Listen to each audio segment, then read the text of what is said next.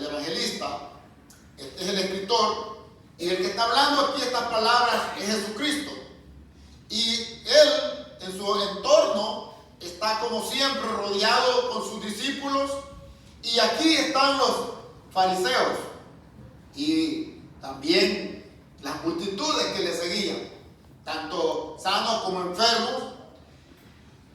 Aquí lo que el Señor está dando y poniendo en el contexto bíblico es acerca de su venida, debido a la pregunta que hicieron los fariseos en el verso 20. Jesús, que es, hermanos, oiga bien, que es el conocedor de toda la historia, el que lo conoce todo, el omnisciente, el omnipresente, el omnipotente Dios, que no solamente es un ser humano el con el que están hablando allí, sino que está hablando con el mismo Dios. Él es el único de verdad que puede dar esta respuesta y estas enseñanzas preciosas, porque está hablando acerca de su venida. Esto es lo que está tratando, o sea, en otras palabras, hermano, está tratando un punto en el cual no solamente está contestando la pregunta que le hacen los fariseos, porque los fariseos fue la pregunta que ellos hicieron: ¿cuándo vendrá el reino? La respuesta fue clara y precisa. Al mismo instante se la contestó y le preguntaron. Dice, preguntado por los fariseos cuándo había de venir el reino de Dios, le respondió y dijo: el reino de Dios no vendrá con advertencia, ni dirán helo ahí, helo aquí o helo allí, porque aquí el reino de Dios está entre vosotros. El reino es un gobierno del cual Jesús le testifica allí mismo que ya estaba. El reino de Dios son sus mandamientos, son sus estatutos, son sus ordenanzas. Es prácticamente un reino, se refiere con un contexto de gobierno. Es un gobierno, el gobierno de Dios, sus leyes de Dios, los estatutos de Dios, lo que Dios quiere, bendito el nombre del Señor, estaba en las enseñanzas de Jesús. Jesús no vino a hablar de otro asunto o a darles, hermanos, diferentes enseñanzas, sino que Él trajo el reino de Dios. Con Él venía el reino de Dios. Con Jesús vino el reino de Dios. Porque Él es la palabra encarnada, el que vino a establecer este reino. Y este reino se ha predicado. Y dice, y el reino y el cielo, dice, y el reino desde los cielos, dice, se hace fuerte. Desde los días de Juan el Bautista, que predicaba en el desierto: arrepentidos y convertidos, gloria al Señor, de vuestros caminos y vuestras vidas. Ese es el mensaje que Juan el Bautista traía. Ese es el mensaje que Jesús traía. Ese es el mensaje que Jesús estaba enseñando a sus discípulos también, a sus apóstoles también. Pero los fariseos no entendían este término, tampoco los discípulos, porque los mismos discípulos, cuando el día que Jesús fue levantado, antes de ser levantado, le hicieron una pregunta también. Le hicieron una pregunta también los discípulos, los apóstoles a Jesús. Y vayamos a Hechos capítulo 1. En el día que estaba Jesús allí ya para ser levantado. El versículo, podemos ver nosotros el capítulo 1, verso, ¿qué quiere que leamos? Desde el verso 4 dice: y estando juntos les mandó que no se juntaran, que no se fueran de Jerusalén, sino que dice, esperaran la promesa del Padre, la cual les dijo: oíste de mí, porque Juan ciertamente bautizó con agua, mas vosotros seréis bautizados con el Espíritu Santo dentro de no muchos días. Entonces los que estaban reunidos le preguntaron diciendo: Señor, ¿cuándo? Oiga bien, Señor, ¿restaurarás el reino a Israel en este tiempo? ¿De qué están hablando los discípulos? Del reino. ¿Se da cuenta? Del reino. Allá le preguntaron: ¿cuándo vendrá el reino? Y los discípulos aún están diciendo: ¿establecerás tu reino en estos tiempos? ¿Y qué contesta Jesús? Y les dijo: No os toca a vosotros saber los tiempos o las sazones que el Padre puso en su sola potestad. Bendito el nombre del Señor. Los discípulos aún no habían entendido el reino, pero la pregunta fue un poco más específica. Dice, ¿restaurarás el reino? Ellos, en el contexto que ellos hacen esta pregunta, estaban preguntando sobre lo que Jesús, o sea, lo que los israelitas o el pueblo de Dios había recibido de Jehová, diciendo que ellos iban a establecer un reino aquí en la tierra. Ellos estaban esperando eso. Literalmente, aquí en esta tierra, estaba refiriendo a su pueblo Israel, ya que en ese tiempo prácticamente su reino estaba quebrado, su gobierno estaba quebrado, estaban siendo subyugados por los imperios romanos. Y eso prácticamente les vino la pregunta a los discípulos, ya que Jesús se estaba yendo ya de ellos. Y aprovecharon escasamente de tiempo, pero hicieron la pregunta que les estaba de verdad incomodando en sus corazones. Estaban allí ellos queriendo saber, pero la respuesta fue contundente y les dijo, no os toca a vosotros saber los tiempos o las sazones que el Padre puso en su sola potestad. Pero recibiréis poder cuando haya venido sobre vosotros el Espíritu Santo. Y me seréis testigos en Jerusalén, en toda Judea, en Samaria y hasta lo último de la tierra.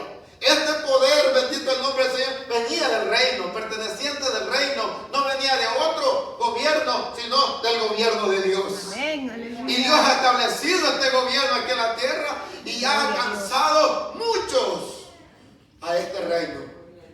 Amén. ¿Se goza usted por ser parte de este reino?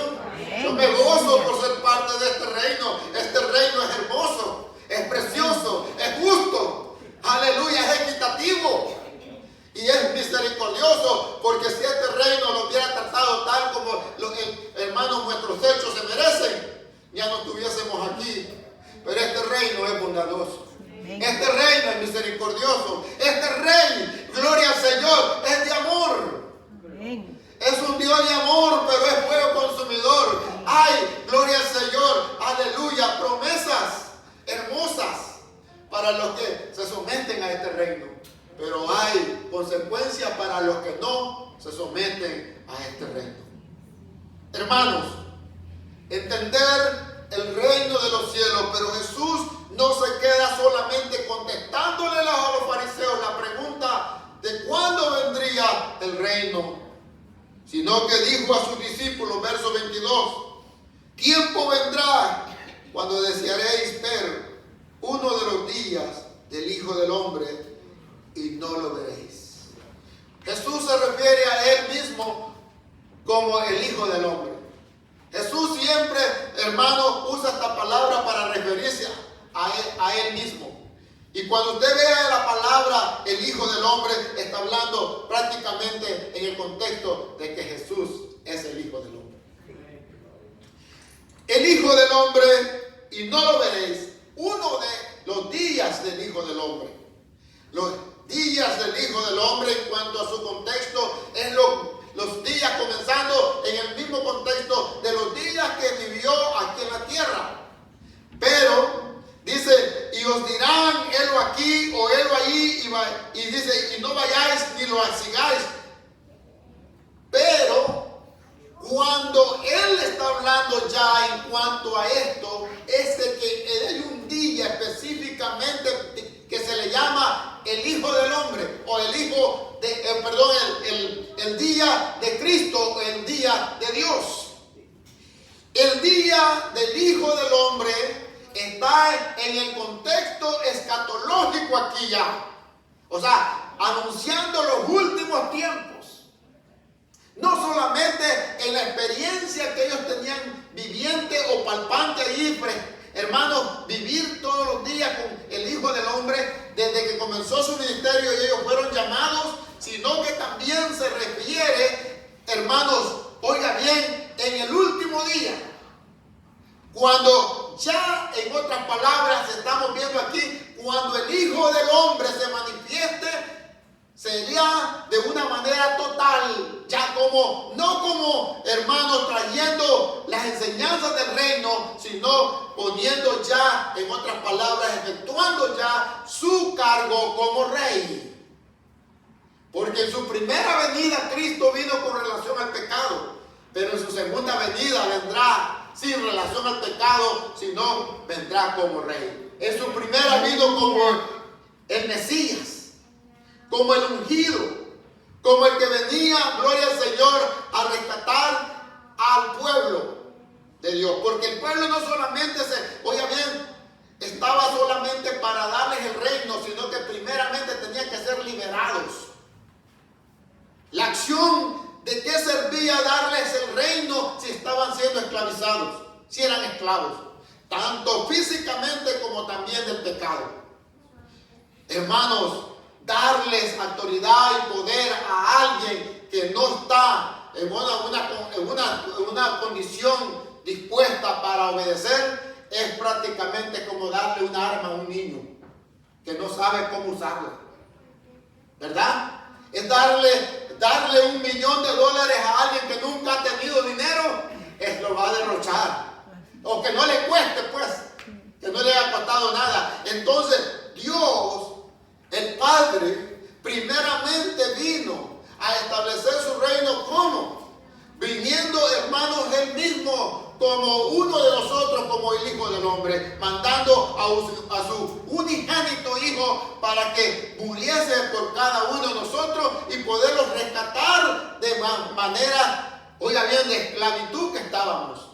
Nosotros, como el pueblo de Israel, estaban en doble esclavitud allá, porque estaban siendo subyugados por el Imperio Romano y a la misma vez por el pecado, por la maldición del pecado y la sujeción que tenían que estar siempre sujetos a la naturaleza caída para ir continuamente al mal, dándole todos los días la espalda a los mandamientos de Dios o al reino de Dios.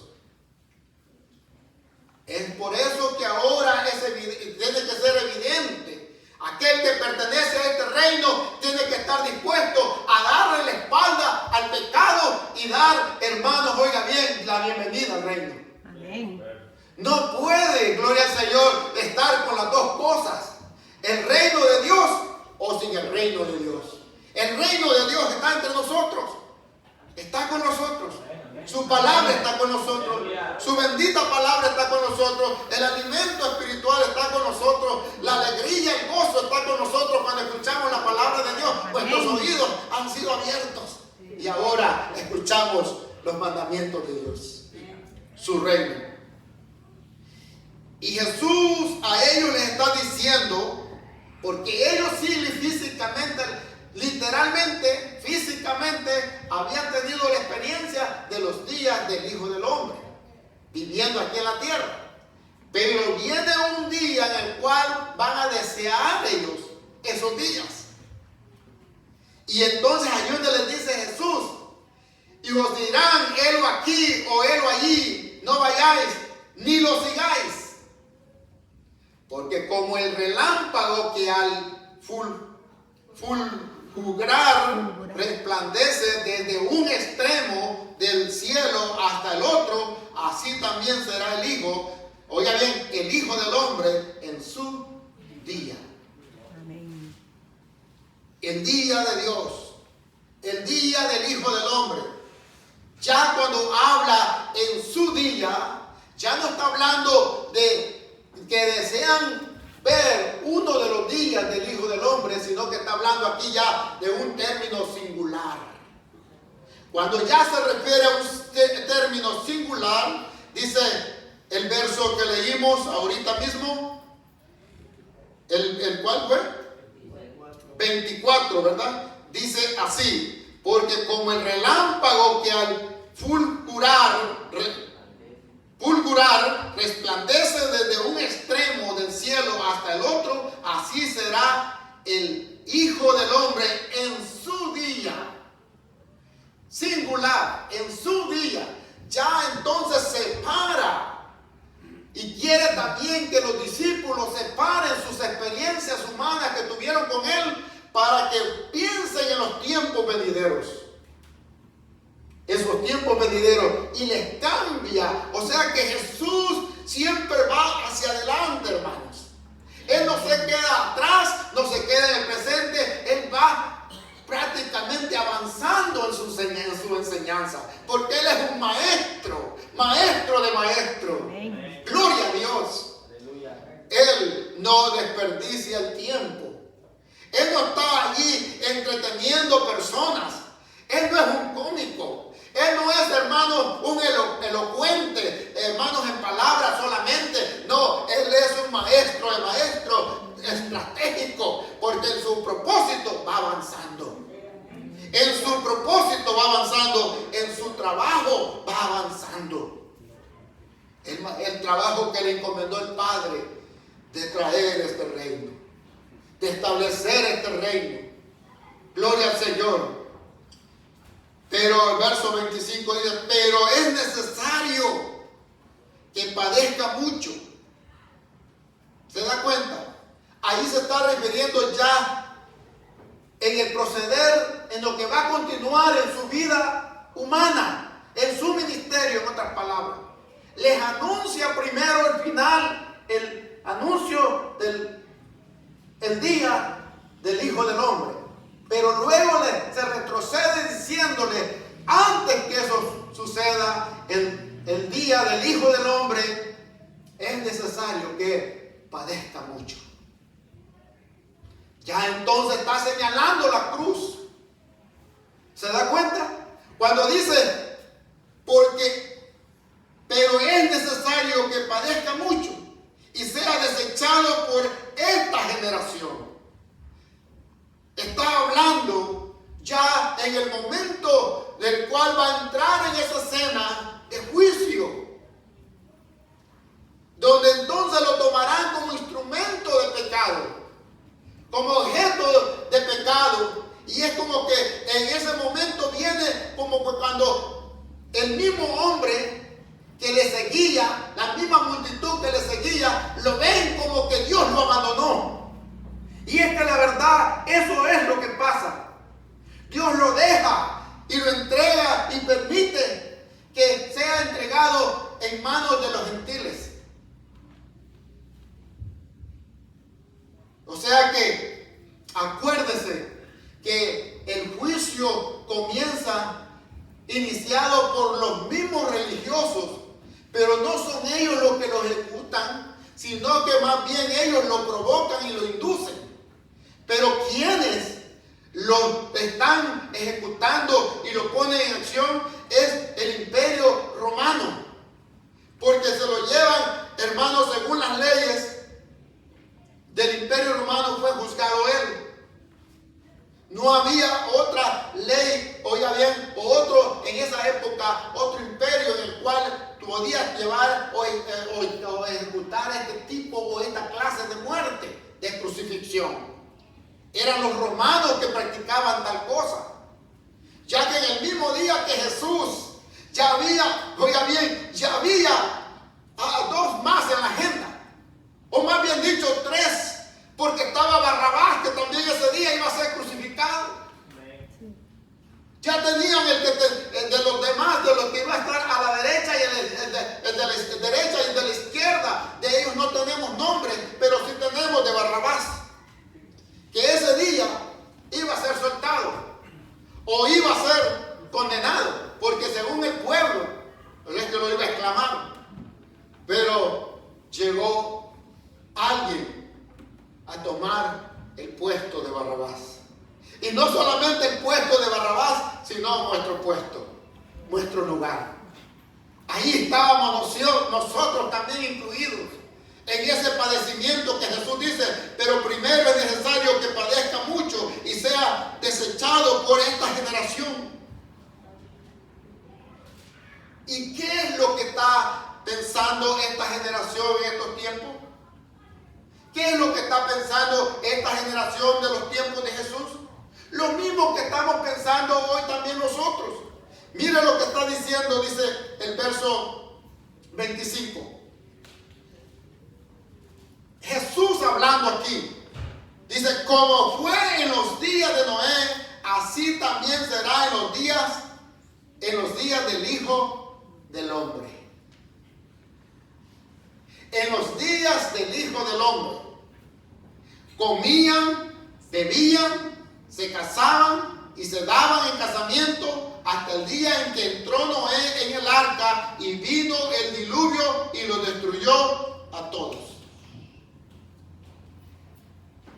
Cuando está hablando de esto que está hablando Jesús, está ya, hermanos, oiga bien, poniendo señales, o más bien dicho, poniendo gran, hermano, podemos decir, antecedente. Este es un antecedente que todos lo sabemos. Son dos precedentes, podemos decir, que pone. Primero pone el precedente o antecedente en los días de Noé.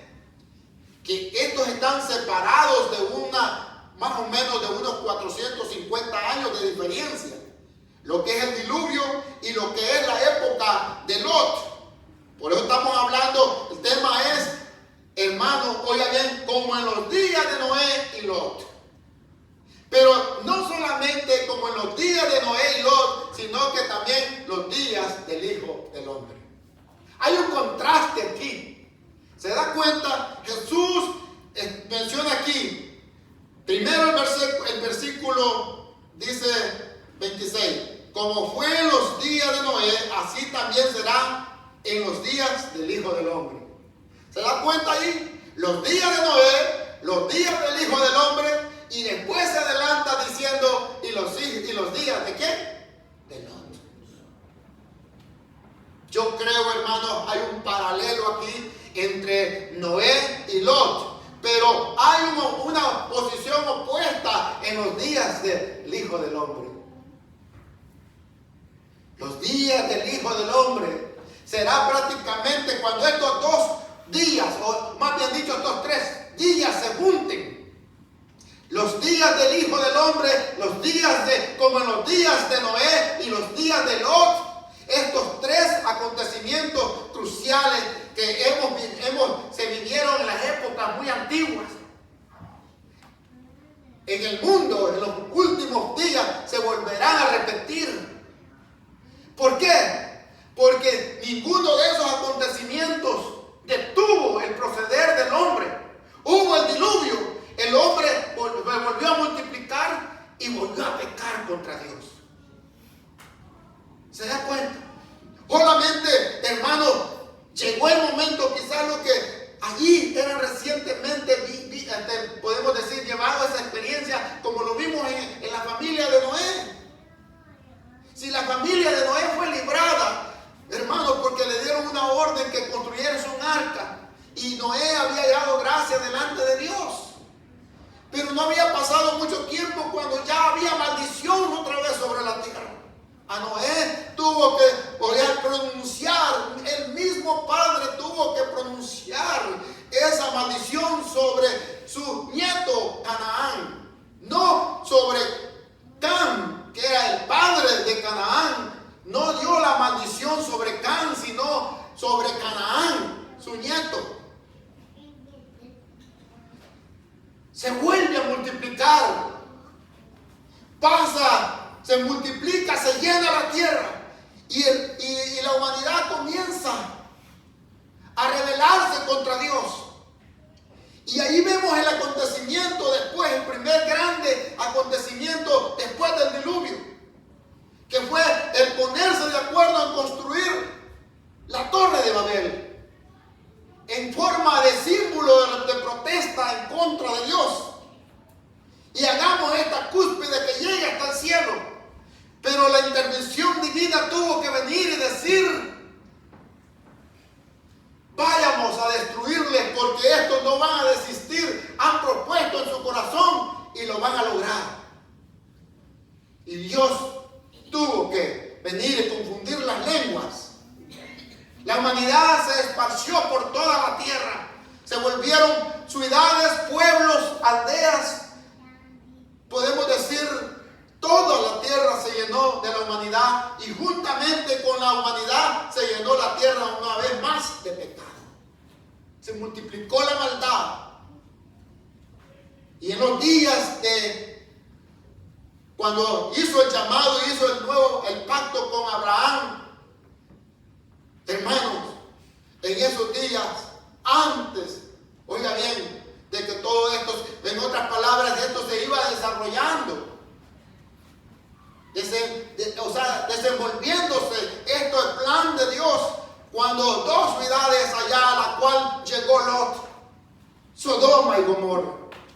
Dice la Biblia misma, gloria al Señor, que llegó la maldad hasta la misma presencia de Dios. Y Dios tuvo que destruirla. Y no con agua, sino con fuego. Fuego y azufre. ¿De a dónde, hermanos, vino ese fuego y ese azufre? Del cielo. Quiero que sigamos leyendo. Comían, bebían, se casaban y se daban en casamiento hasta el día en que entró Noé en el arca y vino el diluvio y lo destruyó. A todos. La palabra todos la va a encontrar en los dos casos. Asimismo, como sucedió en los días de Lot, comían, bebían, compraban, vendían, plantaban, edificaban. Mas el día en que Lot salió de Sodoma, llovió del cielo fuego y azufre y los destruyó. ¿A quiénes? A todos otra vez. Grábese estos días. Los días como en los días de Noé y como en los días de Lot y como en los días del Hijo del Hombre. Dios es claro en su bendita palabra. Ha anunciado y una y otra vez que, hermanos, lo que ha determinado hacer, lo va a hacer. Y nadie se le puede poner entre el camino para detener esto, porque todo se va desenvolviendo tal como Dios lo profetizó aquí en esta palabra y lo describe aquí de una manera clara, que como en los días de Noé y como en los días de Lot será, hermanos, en su venida. Llegará un límite, un punto, una medida, donde todo llega en ofensa a su bendita presencia. Donde todo prácticamente, donde se llenará el vaso hasta arriba y hasta va a rebalsar la copa. El pecado se ha multiplicado y estamos viendo la medida que lleva ya. Estamos volviendo a ver como en los días de Noé. Estamos volviendo a ver como en los días de Lot. ¿O no le parece? ¿Cuál es su entorno aquí, su ambiente, hermanos, espiritual? Es terrible. Da miedo. Nosotros los cristianos somos los únicos que sentimos esto. El hombre que vive en estos negocios, como dice, que comían, vendían, compraban y bueno, y tantas cosas que hacían, se casaban. Comían, bebían, compraban, vendían, plantaban, edificaban. En los días de Noé, comían, bebían, se casaban y se daban en casamiento hasta el día en que Noé entró. O sea, está hablando de una vida cotidiana. Eso es lo que se da en las sociedades. Comercio, se vende, se dan, se casan y se dan en casamiento. Comer y beber, ¿verdad? No puedo dejar de trabajar porque tengo que comer, si no me voy a morir de hambre. Y así es la vida. Y cuando vemos a un jovencito que ya está trabajando, oh, qué bueno, lo felicitamos, porque esa es la vida. Trabajar. Oh, y cuando vemos a una doncella o un muchacho que se va a casar, oh, lo felicitamos porque también es parte de la vida. ¿Se da cuenta que no hay nada aquí de alarmarse? Pero ¿quiénes conocen estos días de Noé y los días de Lot y los días del Hijo del Hombre? Tenemos la señal. Sabemos que nos estamos llevando, hermanos, a días terribles. Al final. Ha sido claro Dios en su bendita palabra. Su reino está con nosotros. Pero su manifestación todavía no. pero vendrá. Y lo dijo que como el relámpago resuena en un extremo y se mueve hasta el otro extremo, será en su venida. Así resplandecerá desde un extremo del cielo hasta el otro extremo. Así será el Hijo del Hombre en su día. O sea, está poniendo este relámpago en comparación cómo será el Hijo del Hombre. No los días del Hijo del Hombre, sino Él mismo. Así será en sus días el Hijo del Hombre. Que no vayamos a ser engañados. Primeramente está diciendo, si te dicen ahí está o allá está, no lo creas, no vayas. El verso 30. Así será el día en que el Hijo del Hombre se manifieste.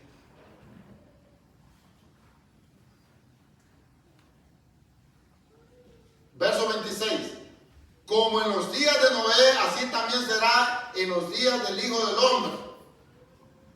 Oiga bien, pero en cuanto a lo que habla de Lot, dice, verso 30, así será el día en que el Hijo del Hombre se manifieste. Jesús, hermanos, solamente una manifestación tuvo. Y a 3 de sus discípulos le manifestó.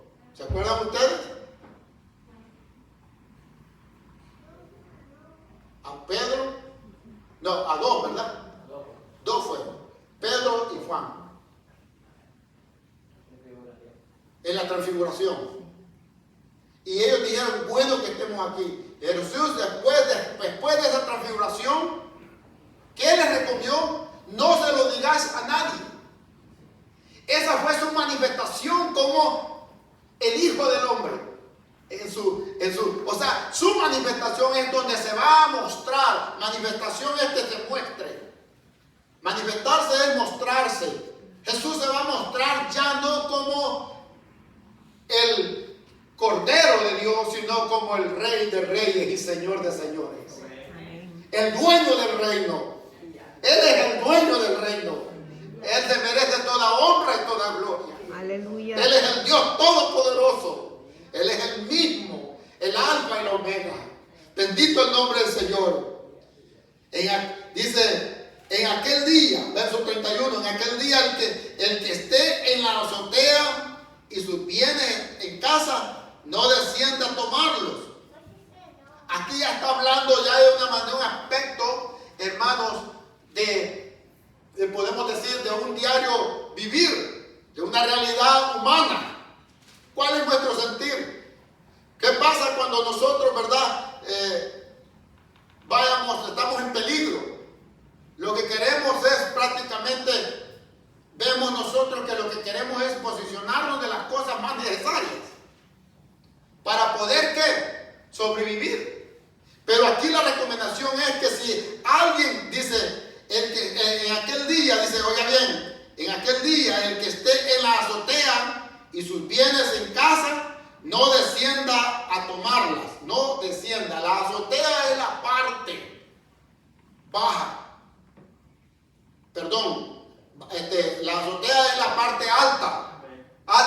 Y cuando él dice no descienda es que va a bajar, no baje a tomarla.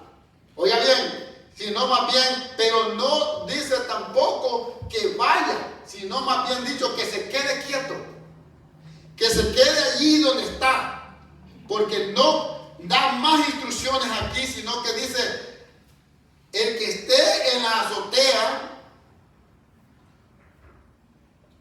no descienda,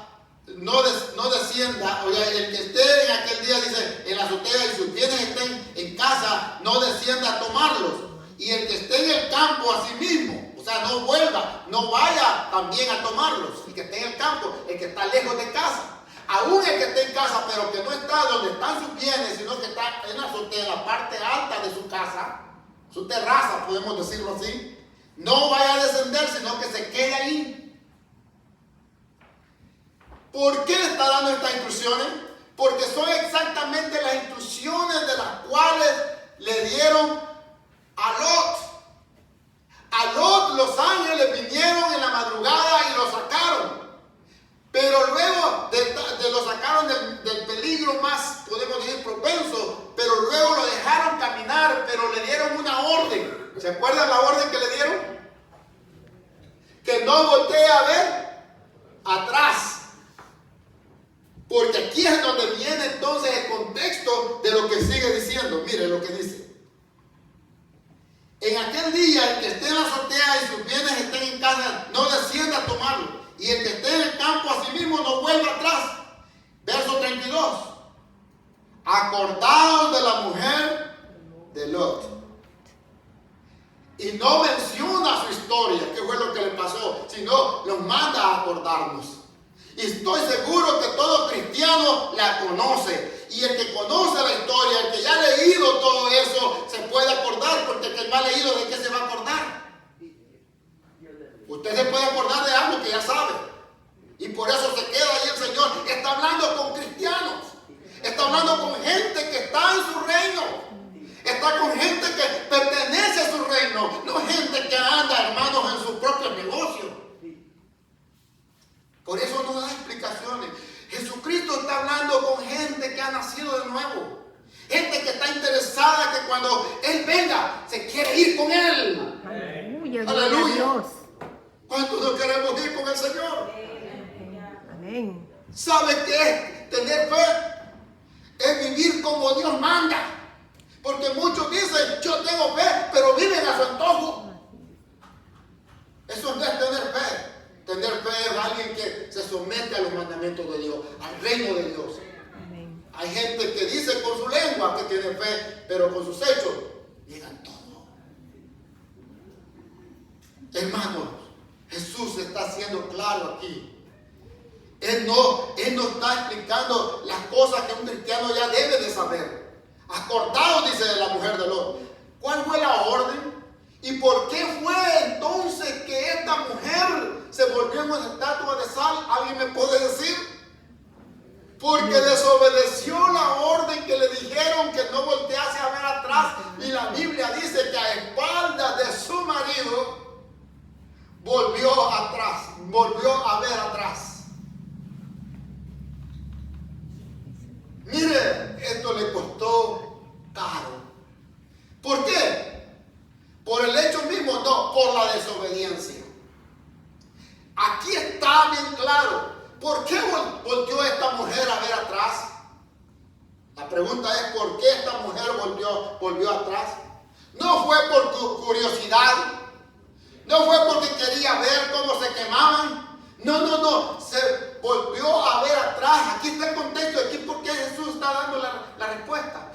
Oiga bien, le pesó haber dejado todo lo que tenía. Le dolió. Su corazón estaba allí con esas cosas. De manera que el que esté en la azotea dice, no vuelva a agarrar sus cosas, porque entonces ahí está su corazón. El que esté en el campo, no vaya a casa. Quédese allí. Porque es exactamente lo que le pasó a la mujer de Lot. Por eso él dice, acordaos de la mujer de Lot. Acordaos. Porque esta es una evidencia que tu corazón está en tus cosas que tienes en la casa. Si estás en la azotea, si estás en el campo y regresas, olvídate que quedaste. Porque tu corazón, ¿a dónde está tu corazón? ¿Dónde está tu tesoro? Ahí está tu corazón. Y el tesoro estaba en casa, se bajó de la azotea. La mujer estaba su tesoro, ¿dónde? En lo que se estaba quemando. Volvió a ver atrás. ¿Se convirtió en qué? Estatua de sal. Estatua de sal. Y la pone el maestro aquí como ejemplo de juicio. No se quemó, pero igual se condenó. Porque no fue obediente. Oh, hermano, nosotros hemos sido trasladados de las tinieblas a la luz. mujer es exactamente lo que hicieron los ángeles. Fue trasladada, fue sacada de Sodoma y Gomorra, pero yendo, alejándose de ellas, volvió a ver atrás. Pero esta mujer, ¿por qué fue sacada entonces?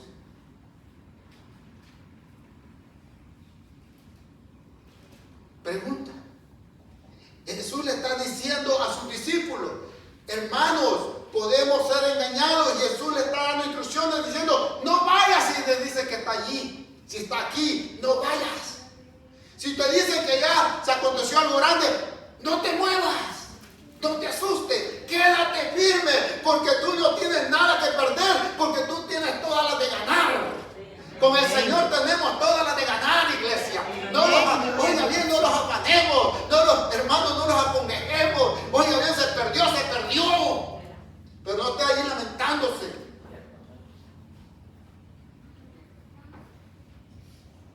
Si en el camino de Dios y en la voluntad de Dios nos enfermamos, gloria a Dios. Si en la voluntad de Dios y en su camino estamos, hermanos, y algo desagradable pasó, gloria a Dios. Tomemos fuerzas. No se ha perdido nada.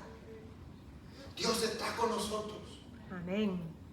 Con dificultades, pero estamos en el reino. Amén. Con lágrimas, pero estamos en el reino. Eso es lo que Dios quiere, que nosotros los entreguemos totalmente. Que nuestro corazón esté con Él y Él con nosotros. Porque muchas veces estamos allí, hermanos, que oímos cosas que pasaron, que le pasaron a alguien más, y si me pasa a mí, y entonces comienza uno entonces ahí comienza la angustia, a desesperarnos. Tengamos fe, tengamos confianza. Dios no los ha sacado de allá de las tinieblas para traernos a morir, como el pueblo de Israel que fue sacado y fue llevado al desierto y le dijeron a Moisés, nos has traído aquí para morirnos de hambre. Y por estar allí en esa posición se murieron. Se murieron porque se olvidaron de la promesa de Dios. Dios les dijo que si confiaran en Él, los iba a llevar a la tierra prometida. Así los ha dicho a nosotros. ¿Y usted cree que Dios le va a cumplir? Oh, gloria a Dios, créalo, porque es cierto, Él cumple. Amén. Él cumple, hermano. Porque mire, no lo vayamos por las apariencias, por las circunstancias que estamos viviendo. Amarrémonos con Dios. Amén. Anclémonos en el camino del Señor. Si otros se quieren ir, hermanos, lo sentimos, nos duele, pero nosotros mantengámonos. Oremos por los que están débiles, por los que están allí batallando. Oremos por ellos. Clamemos por nuestras hermanos, amistades, clamemos por nuestra familia. Intercedamos para que lo mantengamos en el reino de Dios. Acordado de la mujer de Lot. Verso 33. Todo el que procure salvar su vida la perderá, y todo el que la pierda la salvará. ¿Se da cuenta? Cualquier esfuerzo que usted haga o que yo haga para que seguir viviendo más, aún en contra de los mandamientos de Dios y del reino de Dios, hermanos, va en contra de nosotros, porque es para perderla. Cualquier esfuerzo que usted esté haciendo, cualquier inteligencia humana que usted quiera inventarse, estrategias humanas para mejorar su vida, o piensa que usted le está ayudando a Dios, porque muchos piensan que le están ayudando a Dios. Hay quienes que se piensan hasta para congregarse, piensan que a Dios es que le están ayudando cuando se congregan. Imagínese usted, qué raro. Si aquí para congregarnos, hermanos, no es para ser salvos tampoco, sino porque somos salvos. El que es salvo se congrega no para salvarse, sino porque es ya salvo. Le damos la honra y la gloria a Dios y nos alegramos. Sea, hermanos, oiga bien, cuando usted sienta comodidad, alabe a Dios. Cuando se sienta incómodo, alabe a Dios. Amén. Gloria al Señor. Todo lo perdamos. Os digo Verso 34. Os digo que en aquella noche estarán dos en una cama, el uno será tomado y el otro será dejado. Esta es la parte en la cual muchos se han confundido. Porque esta parte, esta sección de aquí que está comenzando Jesús, ya nos está refiriendo, hermanos, a nuestro, podemos decir, a nuestra actitud en cuanto a estar en el reino. Sino más bien en lo que es, oiga bien, personal. Ya en este aspecto es que lo tomemos en un asunto, en un estado personal, individual. Aquí viene la parte que Dios no está salvando por grupo, o por iglesia, o por familias. No, cada miembro de la familia tiene que esforzarse. Esposo y esposa es lucha independiente en cuanto a nuestra vida espiritual. Claro, nos ayudamos mutuamente a interceder los unos por los otros. Y nos interesa que todos estemos bien espiritualmente. Pero Jesús aquí se está refiriéndose, oiga bien, a lo que la salvación es personal.